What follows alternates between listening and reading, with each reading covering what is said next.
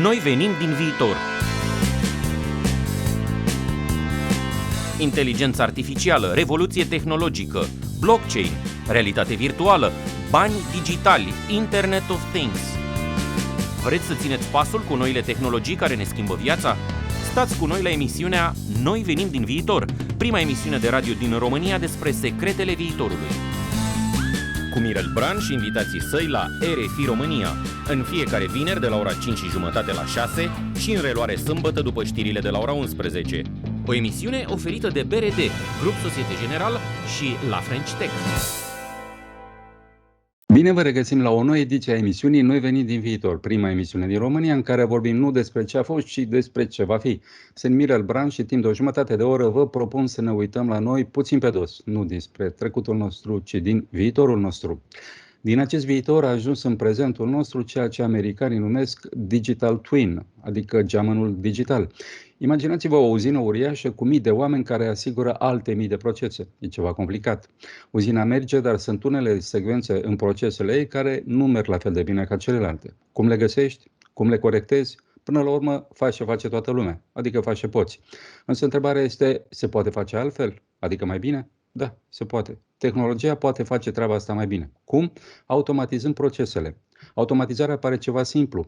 Și așa este. Doar că înainte ca ceva să devină simplu, acel ceva a fost ceva complex. Sculptorul român Constantin Brâncuș a rezumat acest proces într-o frază care a rămas în istorie. Simplitatea este o complexitate rezolvată. Cuvântul cel mai greu din această propoziție este rezolvată. Simplitatea e simplă de la natură. Complexitatea este la fel, dar partea cu rezolvarea ține de noi, oamenii. Cum facem noi ca un proces complex să devină unul simplu? Altfel spus, cum automatizăm?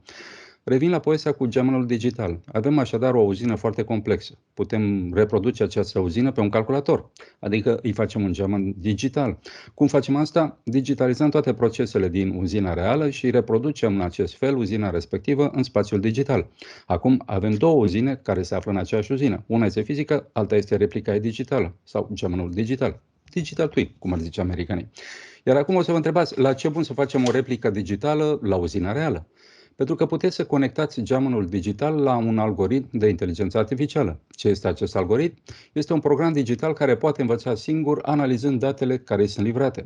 Acest algoritm se uită la procesele din uzina digitală, așa cum tu, ca manager, te uiți la procesele din uzina reală.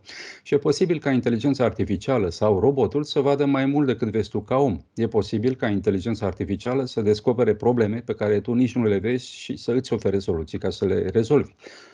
Ce faci cu aceste soluții? Să ne imaginăm că algoritmul de inteligență artificială, care este geamănul digital al uzinei tale, este legat prin Wi-Fi la uzina reală.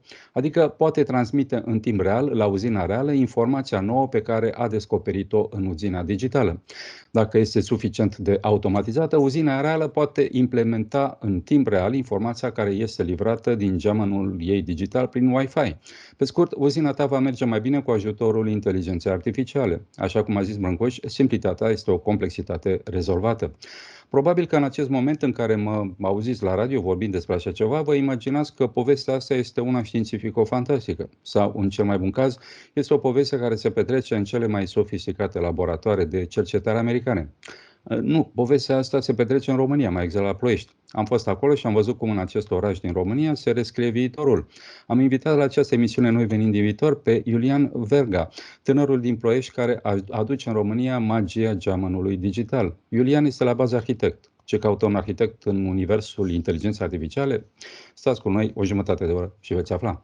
Iulian, bine ai venit la emisiunea Noi venim din viitor, unde aducem evident oamenii care vin din viitor. Te-am intersectat rapid la conferința How to Web din toamna 2022, am schimbat câteva vorbe și mărturisesc public în fața acestui microfon că m-ai lăsat cu gura căscată. În câteva minute ai reușit să mă faci să înțeleg ce putem face cu inteligența artificială ca să rescriem viitorul industrial al lumii în care trăim. Apoi am venit la Ploiești, acolo unde se află atelierul tău. L-am vizitat, am văzut ce faci acolo, tu și echipa ta și îți mărturisesc faptul că vizita asta a avut efectul unei magii. Am simțit că mă aflu în locul în care se scrie viitorul și am fost foarte măgulit de faptul că acest loc se află în România, la Ploiești. Aș vrea să începem acest interviu într-un fel mai atipic, nu despre ceea ce faci, ci despre cine ești. Povestește-ne, te rog, cum a ajuns un arhitect în inteligența artificială.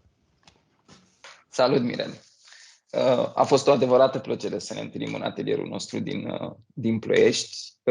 Recunosc, chiar dacă pentru majoritatea oamenilor care ne vizitează locul pe care echipa noastră l-a construit nu face nimic altceva decât să arate viitorul sau magia viitorului, așa cum ai spus tu. Noi suntem simpli oameni care încercăm să rezolvăm problemele actuale pe care le are lumea, gândindu-ne cum am putea să îmbunătățim procesele pe viitor, astfel încât procesele de manufactură sau fabrica viitorului să fie ușor mai controlabil, să poată să hrănească informațiile de care avem nevoie, să putem să luăm decizii cum trebuie. Noi venim din viitor, prima emisiune de radio din România despre secretele viitorului. Cu Mirel Bran și invitații săi la RFI România. Cum a ajuns un arhitect în lumea inteligenței artificiale? Răspunsul este cât se poate de simplu. Interesul de a vedea cât de departe putem să ne dezvoltăm ca și persoane. Povestea mea a început alături de o echipă a unei corporații multinaționale japoneze care lucra în industria de manufactură în automotive, iar proiectul pe care noi, echipa, tehnic vorbind, de arhitectură din București pe vremea aceea și echipa acestei companii de multinațională, a fost construcția unei fabrici noi într-un oraș care nu era pregătit pentru a primi genul ăsta de standarde internaționale. Și de aici au apărut enorm de multe obstacole, ca să nu le spunem probleme, iar primul obstacol pe care l-am avut a fost comunicarea. Un arhitect tânăr cu dorința de a transforma un spațiu de producție într-o lume plină de culoare, să permită oamenilor din interiorul spațiului de producție să fie mândri de locul în care lucrează, s-a transformat într-un standard japonez, un takt-time perfect de cum ar trebui să fie totul construit la milimetru. De la liniile pe care trebuiau montate într-o anumită dimensiune, la ergonomia spațiului pe care o aveau în producție. Și aici a existat într-un fel sau altul o discrepanță între un arhitect și un manager care își dorește eficiență în spațiul de producție. Partea frumoasă a lucrurilor a fost că și eu și ei am înțeles foarte rapid că avem de învățat unul de la celălalt. Eu, la rândul meu, trebuia să comunic cu cineva care avea în minte doar ideea de eficiență, iar ei, la rândul lor, aveau nevoie să comunice cu cineva care înțelegeau că eficiența nu înseamnă numai milimetric sau timing, înseamnă senzația locului, înseamnă felul cum oamenii reușesc în vreun fel sau altul să-și lase amprenta asupra locului în care lucrează. Și de aici a început o poveste foarte frumoasă între mine și corporații multinaționale, mai ales pe partea de project management și construcții ale proceselor de producție, plecând de la o simplă construcție până în momentul în care procesele de producție erau puse în execuție. Iar această combinație frumoasă a fost dusă mai departe în diferite corporații multinaționale, cu diferite naționalități, fie ele americane, belgiene, italiene, unde am luat exact același exemplu pe care am reușit să-l facem alături de echipa din Japonia și am încercat să îmbunătățim cu fiecare proiect pe care l-am construit. Ca într-un final să realizăm că oricât de mult am încercat să construim o fabrică perfectă pentru oameni, mai devreme sau mai târziu trebuie să ajutăm oamenii din interiorul fabricii pentru a fi mai eficienți.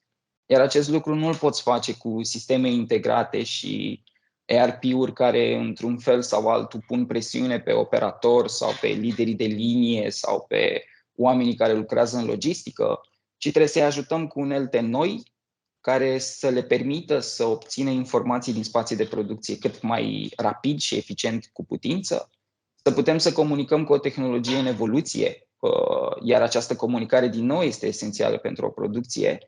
De ce? Pentru că, să recunoaștem, nimic nu spune inovație decât o simbioză între om și tehnologie. Multă lume, când zici pomeniști cuvântul tehnologie, se gândește la Terminator, roboții care o să vină și ne omoară, ne elimină, mă rog, toată mitologia asta foarte negativă despre tehnologie. Adevărul este că tehnologiile evoluează extrem de rapid astăzi, poate chiar exponențial, și puterea noastră de a înțelege ce se întâmplă e și limitată, are o viteză a ei. Cum ai putea spune, ce ai spune acestor oameni care au această viziune mai degrabă negativă despre tehnologiile care vor veni și ne vor distruge joburile și rămânem pe drumuri? Ce le spune despre viitorul în care tehnologia va fi din ce în ce mai prezentă? Eu cred într-un fel sau altul că ne este teamă destul de mult de viitor, de cât suntem noi capabili să-l ducem. Dar trebuie într-un fel sau altul să înțelegem că ține de capacitatea noastră de a-l duce acolo către terminator. Suntem foarte departe de a ajunge în punctul în care calculatorul să fie o conștiință care să ia decizii singuri. Suntem foarte departe să ne înțelegem noi deciziile noastre pe care le avem, dar apoi să construim un calculator care face chestia asta. Iar oamenilor care au această temere le spun un singur lucru. Ciocanul este tehnologie, șurubelnița este tehnologie. Faptul că în momentul de față avem posibilitatea să discutăm din două orașe diferite despre subiecte legate de tehnologie în fața unei camere înseamnă tehnologie. Hai să recunoaștem. Dați-mi un singur exemplu de tehnologie negativă care este împotriva evoluției omului. Nu există. Absolut orice a creat omul până în momentul de față sau natura, până și natura este o tehnologie, este un power plant, dacă stai bine să te gândești. Este nimic altceva decât să devenim mai eficienți în ceea ce facem, să devenim ca lucru pe care noi îl facem să fie din ce în ce mai simplu, să ajungem în punctul în care să comunicăm din ce în ce mai eficient unul cu celălalt sau noi cu tehnologia. Drept urmare, nu are de ce să ne fie frică. Absolut orice am creat în ultimele 300-400 de ani nu au făcut nimic altceva decât să ajute omul. Gândiți-vă la oamenii în mină care aveau un târnăcop și săpau la 1 kilometru sub pământ, fără lumină, de la lumânare, încercând să scape de inhalarea unor substanțe care erau dăunătoare pentru om, până în punctul în care a intervenit tehnologia și atunci omul n-a mai trebuit să mai dea cu târnăcopul. Omul putea să-l filtreze aerul pe care îl avea. Omul putea să aducă lumină, nu naturală, dar putea să aducă lumină în spațiul de lucru. Putea să călătorească între punctul de plecare al jobului și locul în care fizic lucra. Putea să fie mai sigur locul de muncă prin crearea de elemente de siguranță, de senzori, să poți într-un fel sau altul să-ți dai seama dacă locul în care te duci și sapi, în adevăratul sens al cuvântului, este locul care trebuie. Nu trebuia să depui munca necesară ca să ajungi într-un final să dai de nimic. Tehnologia nu are cum să fie împotriva omului. Tehnologia nu poate fi creată decât pentru om. Și toți creatorii de tehnologie, fie hardware, fie software, nu fac nimic altceva decât să identifice o necesitate a omului și să încerce cel puțin să o aducă până în punctul în care ea este implementată, astfel încât noi ca oameni să devenim din ce în ce mai buni în ceea ce facem. Noi venim din viitor, prima emisiune de radio din România despre secretele viitorului. Cu Mirel Bran și invitații săi la RFI România. Mie personal mi se pare că noile tehnologii care vin sunt o oportunitate uriașă pentru o țară ca România, care poate să facă un salt foarte mare, un salt economic cu aceste tehnologii, lucruri poate pe care nu le imaginam acum 15-20 de ani. Cum ți se pare ție România în contextul acestor noi tehnologii văzute ca pe o oportunitate pe care România o pot folosi pentru a face acel salt economic? Suntem la foarte început de drum. Din punctul meu de vedere, se trage foarte mult și din educația pe care am avut-o în ultimii 25-30 de ani. Pentru că noi am fost tot timpul considerați că industria în sine este un avantaj pentru România. Și a fost. Nu contest chestia asta, pentru că ne-a ajutat foarte mult să ne înțelegem pe noi ca și entitate, ca români, ca ce ne dorim să facem. Un lucru pe care îl regret este că nu ne implicăm destul de mult în a vedea către viitor și nu facem nimic altceva decât avem reacții asupra felului cum se mișcă piața sau cum se mișcă tehnologiile pe care noi le avem. În continuare avem o mentalitate de oameni în care mai puțin creăm tehnologie sau absolut orice. Partea de creație în România este departe de a fi matură.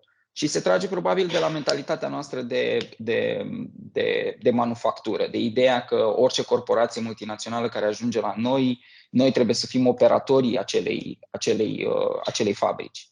Când putem să fim cu totul și cu totul altceva. Putem să ne uităm la fabrica propriu-zisă și să spunem: ok, ce-ar fi dacă facem lucrurile mai bine? Înțeleg cum faci tu lucrurile în altă țară, înțeleg cum faci tu lucrurile la tine în țară, din punctul în care ai plecat. Dar sunt atât de mulți oameni inventivi pe care i-am cunoscut de-a lungul carierei mele, care n-au avut vocea necesară să spună lucrul ăsta. Băi, am o idee care ar putea îmbunătăți lucrurile. Până și exemplul meu, cu toate că nu aș putea în momentul de față să ajung în punctul în care să spun că sunt o cale de urmat și eu la rândul meu sunt la început. Dar să ai curajul să te uiți la un standard creat de un gigant în piață, să spui stop, înțeleg exact ce vrei tu să faci, dar hai să vezi și versiunea mea. E posibil să se întâmple, e posibil să nu se întâmple, dar acest mediu de comunicare, această deschidere pe care fizic ai putea să o ai chiar către un gigant, ar putea la un moment dat să nască niște idei la care nici tu nu te așteptai că ar putea să ajungă la dimensiunea propriu-zisă. Și cred în momentul de față că suntem extrem de inventivi, cred în momentul de față că sunt mulți oameni pe care i-am întâlnit de-a lungul carierei mele care au o voce de spus, care au imaginația necesară să poată să construiască lucruri noi, dar nu le dăm șansa sau nu încercăm să-i ascultăm sau probabil că încă nu am ajuns la maturitatea să înțelegem că inventivitatea românilor este la un nivel la care nici noi nu ne așteptăm. Și cred că ar trebui să schimbăm în vreun fel sau altul paradigma asta. Nu este simplu, recunosc. Am avut enorm de multe provocări, noi ca și echipă, pentru a ajunge în punctul în care să convingem pe cei din jurul nostru că ceea ce facem este corect. Să convingem clienții noștri că ideile noastre pot fi implementate. Dar dacă e să tragi linie la final, merită. Pentru că nu poți să te mândrești decât cu faptul că ai avut o idee, ai trecut printr-un proces destul de dificil de creație, ai trecut printr-un proces destul de dificil de construcție, iar ideea propriu-zisă ajută la îmbunătățirea spațiului de lucru pentru un simplu om, sau poate 5, sau poate se schimbă mediul în totalitate. Și ușor realizezi că cei din jurul tău care au înțeles despre ce este vorba vor să petreacă mai mult timp cu tine, să-ți înțeleagă ideile și dintr-o dată se schimbă această dinamică de comunicare în direcția de a fi deschiși. Suntem la început, dar consider că ar trebui să fim mai atenți față de cei din jurul nostru, români mă refer, nu neapărat la străini, la noi. Și să ne dăm frâu liber ideilor pe care le avem, că suntem extrem de deschiși și avem curajul să testăm lucruri. Important este să încercăm să ne depășim limitele pe care le avem. Noi venim din viitor, prima emisiune de radio din România despre secretele viitorului. Cu Mirel Bran și invitații săi la RFI România. Într-un oraș ca Ploiești găsești proiecte care, din punctul meu de vedere, conectează România la viitor și care pot, unele chiar, schimba paradigme în tehnologie. Mi se pare uriaș. Adică faptul că, așa cum voi exista la Ploiești și sunt convins că sunt o grămadă de oameni în multe orașe în România care în colțul lor fac ceva care ne conectează la viitor, cred că dacă am schimbat puțin povestea pe care ne-o spunem noi despre România, s-ar mai schimba puțin ceva și în viețile noastre.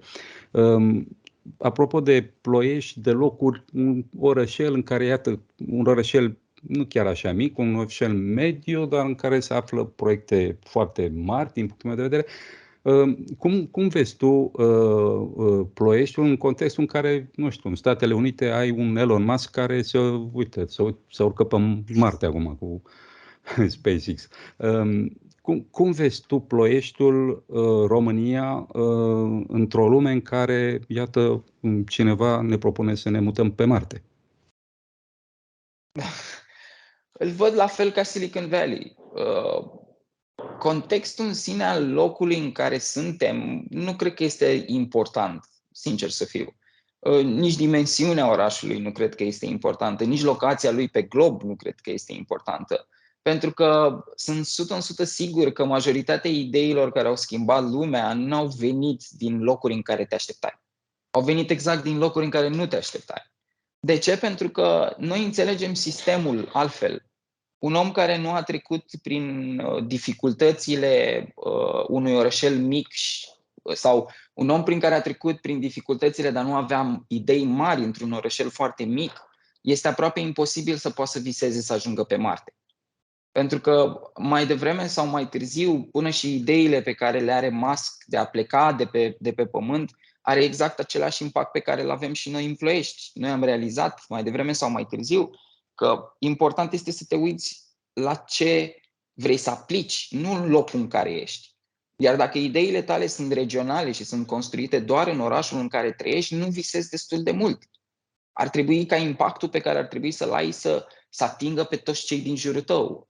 Iar ideile pe care noi le avem în Ploiești, alături de acești oameni care sunt, hai să recunoaștem, surprinzători de curajoși în ce și-au asumat să dezvolte pe viitor, nu face nimic altceva decât să confirme faptul că niciuna dintre ideile pe care noi le avem nu se reflectă asupra orașului nostru, se reflectă asupra oamenilor din Ploiești, din București, din Silicon Valley, din Africa, oameni care în momentul de față construiesc lucruri cu mâinile lor, când noi putem să aducem o tehnologie ieftină și folositoare pentru ei și la rândul lor să le ridicăm standardul de operator sau standardul de om care dă cu târnăcopul, să ne întoarcem la exemplu de mai devreme, în punctul în care poți să fii inginer, să visezi într-o țară care nu este dezvoltată din punct de vedere tehnologic, nu să devii un operator, ci să devii un inginer care să înțeleagă tehnologia și să știe să o folosească.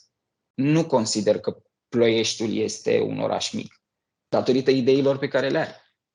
Consider că poate să ajungă exact la aceeași dimensiune cu mai marile orașe din lume. Important este să visăm destul de sus.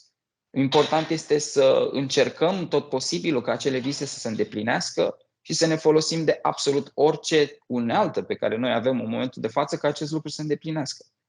Este datoria noastră, părerea mea, este datoria noastră să ajungem în punctul în care să realizăm că responsabilitatea reală pe care o avem asupra comunității locale trebuie să fie pur și simplu extinsă până în punctul în care comunitatea locală poate să fie țara, poate să fie continentul în care suntem, iar ideea de comunitate sau ideile pe care le naște Ploiești în momentul de față se aplică pentru absolut oricine în lumea asta. Ceea ce face Ploiești unul dintre cele mai mari orașe din lume, dacă stai bine să te gândești.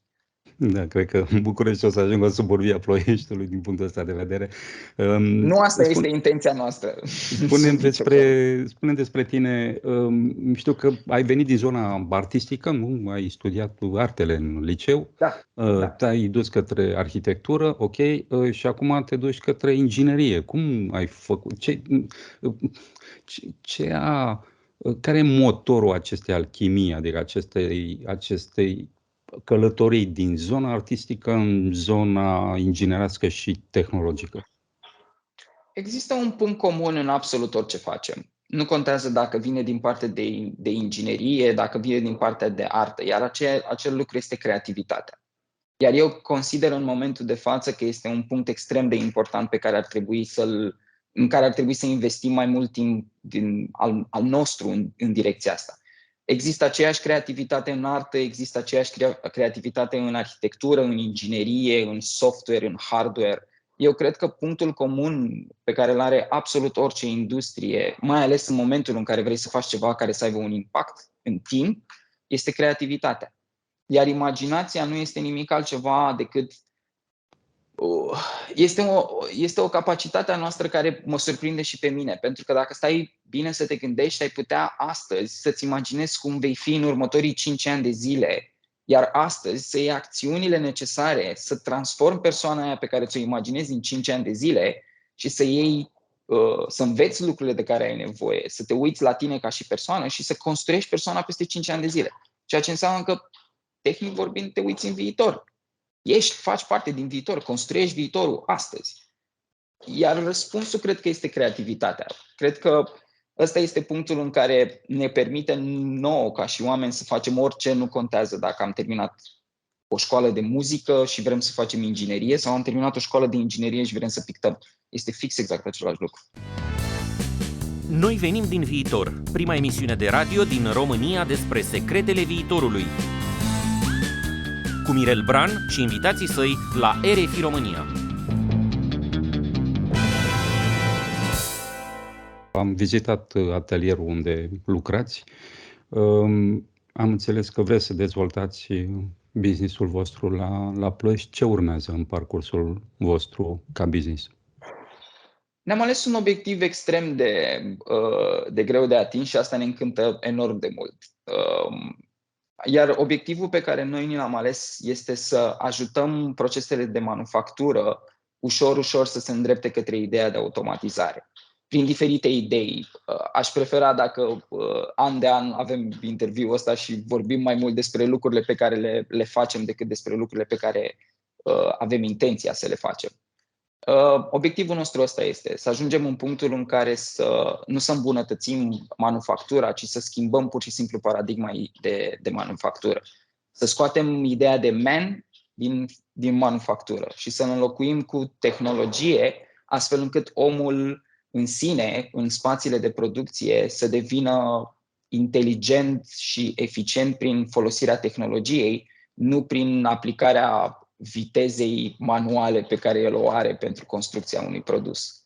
Iar acest obiectiv pe care noi l-am ales nu este datorită faptului că noi suntem o companie care dezvoltă instalații de automatizare, ci datorită faptului că ne-am dorit foarte mult ca omul să întoarcă în creativitatea de a construi tehnologie pentru el decât să se focuseze pe câte șireturi trebuie să facă în 30 de minute.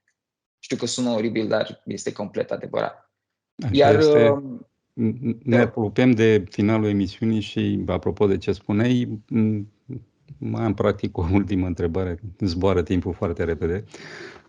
Dacă ai avea un robot care ar face toate treburile din lume pentru tine și tu ai avea tot timpul pentru tine, tu ce ai face? Aș crea un alt lucru care ar putea să ajute în jurul meu comunitatea în care trăiesc. Mi-aș folosi creativitatea pe care o am să nu fac nimic altceva decât să dezvolt în continuare lucruri. Pentru că, vezi tu, odată ce nu te mai focusezi pe lucrurile, pe jobul de la 5 la 8 care are un anumit KPI, un anumit indice pe care trebuie să-l atingi, este incredibil în ce direcție poate să zboare mintea și ce idei ai putea să ai. Și n-aș face nimic altceva decât m-aș gândi la idei inovatoare astfel încât noi, ca și oameni, să devenim mai buni în ceea ce facem. Să ne focusăm pe lucruri importante, cum ar fi arta, filozofia, să avem posibilitatea să citim mai mult, să ne informăm mai mult, să ne dezvoltăm noi ca și oameni. Da, frumos, complet. Practic ai plecat din artă, te-ai dus în tehnologie și te întorci în artă mult mai îmbogățit. Iulian, îți mulțumesc că ai fost cu noi la RFI România. Dragi ascultători, l-ați auzit la emisiunea Noi venim din viitor pe Iulian Verga, un arhitect din Ploiești care se folosește de inteligență artificială pentru a rescrie viitorul multor industrii. Mai multe despre el și proiectele lui puteți afla la adresa kindustrial.ro, ca pe engleză, KINDUSTRIAL, kindustrial.ro. Iar dacă vreți să auziți ceva nou și să respirați un aer mai oxigenat așa ca la munte, ascultați această emisiune. Noi venim din viitor. Pentru că viitorul pe care îl imaginezi mâine este aerul pe care îl respirați. Această emisiune este acum accesibilă și în podcast și pe canalul de YouTube. Eu vin din viitor, Mirel Bran. Dați un click, abonați-vă și aflați din ce este făcut viitorul ca să înțelegeți ce căutați în acest prezent. Profit de această ocazie pentru a vă invita de asemenea miercuri 14 decembrie la ora 6:30 la Institutul Francez din București, pe Bulevardul Dacia 77, la o întâlnire despre comunitatea Noi venim din viitor. Intrarea este liberă și dacă vă simțiți legați de viitor sau preocupați de viitor, sunteți bineveniți. În ce privește viitorul, treaba asta așa, ori ne omorâm unii pe alții într-un război nimicitor, ori construim împreună ceva atât de frumos încât poate bate orice ficțiune. Treaba asta o hotărâm împreună, dacă viitorul va fi o poveste sau ruina unui vis. Sunt Mirel Bran și vă aștept vinerea viitoare de la 5:30 la 6 și în reluare sâmbătă după știrile de la ora 11. Să auzim de bine și stați liniștiți, noi venim din viitor și totul e ok. Noi venim din viitor, prima emisiune de radio din România despre secretele viitorului. Cu Mirel Bran și invitații săi la RFI România. O emisiune oferită de BRD, Grup Societe Generale și La French Tech.